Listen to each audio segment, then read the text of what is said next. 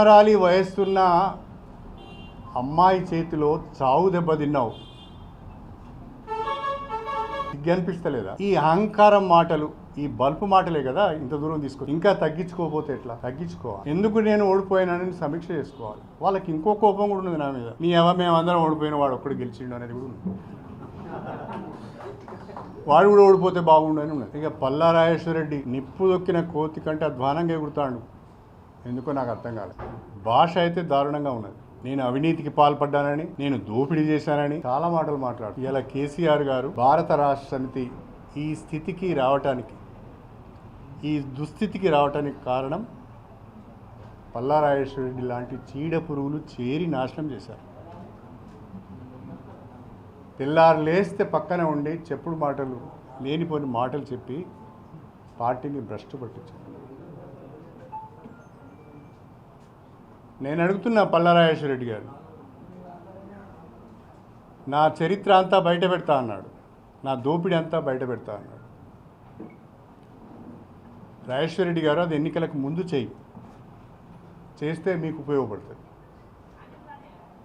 నేను ఎక్కడ తప్పు చేశాను, ఎక్కడ దోపిడీ చేశాను, ఎక్కడ భూ కబ్జాలు చేశాను, ఎవరి దగ్గర డబ్బులు తీసుకున్నానో మీరు ఒకసారి చెప్తే అది మీకు ఉపయోగపడుతుంది. అది చెప్పలేదనుకో, నువ్వు చేసిన ఆరోపణల పైన ఆధారాలతో బయటికి రాలేదనుకో, నీ బట్టలు తీసి జనగామ చౌరస్తాలో నిలబెట్టుడు మాత్రం ఖాయం. నీ దగ్గర ఉన్న ఆధారాలు చెప్పు. నేను అడుగుతున్నా, చెప్పు. ప్రజలకు కూడా తెలియాలి, తప్పేం లేదు. నేను దొంగనా, లంగనా, మంచోనా అనేది ప్రజలకు కూడా తెలియాలి, చెప్పు. ఇక అక్కడ ఒక ఆయన మాట్లాడుతున్నాడు, మానకొండూరు నుంచి ఒక ఆయన. వీడికొచ్చి పండబెట్టి తొక్కుతాడట, సావుడప్పు కొడతాడట. మానకొండూరు ప్రజలు పండబెట్టి తొక్కితే కడుపులో పేగులు బయటపడి భూతాళానికి వెళ్ళిపోయాడు. 50,000 పైచీలకు ఓట్లతో ఓడిపోయాడు. బుద్ధిలో ఎదురపోయి ఇంకా నీ ముఖానికి అంత సీన్ ఉన్నదా? నా దగ్గరికి వచ్చి సావుడు ఎప్పు కొట్టేంత సీన్ ఉన్నదరా?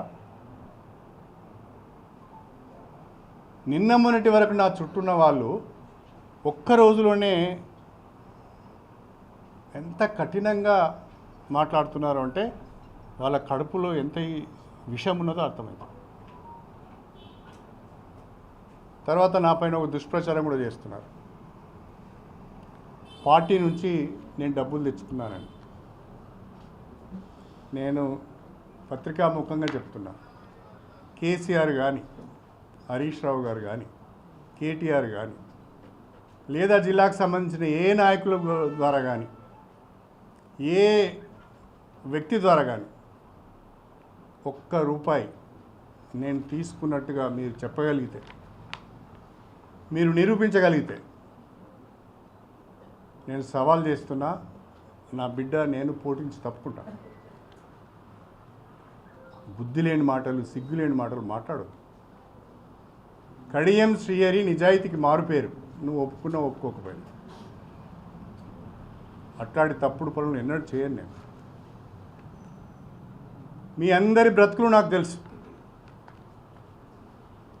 మీ అందరి చరిత్రలు బయట పెడితే జిల్లాలో తిరగలేదు మీరు. మీరు చేసిన అవినీతి, మీరు చేసిన భూ కబ్జాలు, మీరు చేసే దారుణాలు, ఇవన్నీ కనుక బయట పెడితే మీరు తిరగలేరు. కానీ నేను ఆ పని చేయను. మీ దగ్గర నా పైన ఏమైనా సమాచారం ఉంటే బయట పెట్టమని మిమ్మల్ని ఆహ్వానిస్తున్నాను.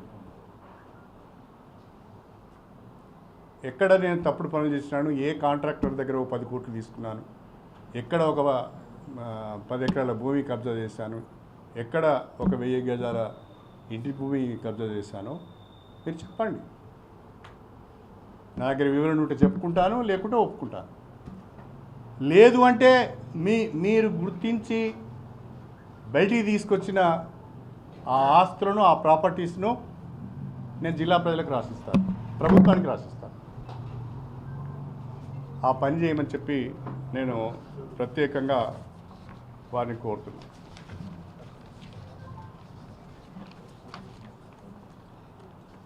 అలా కాకుండా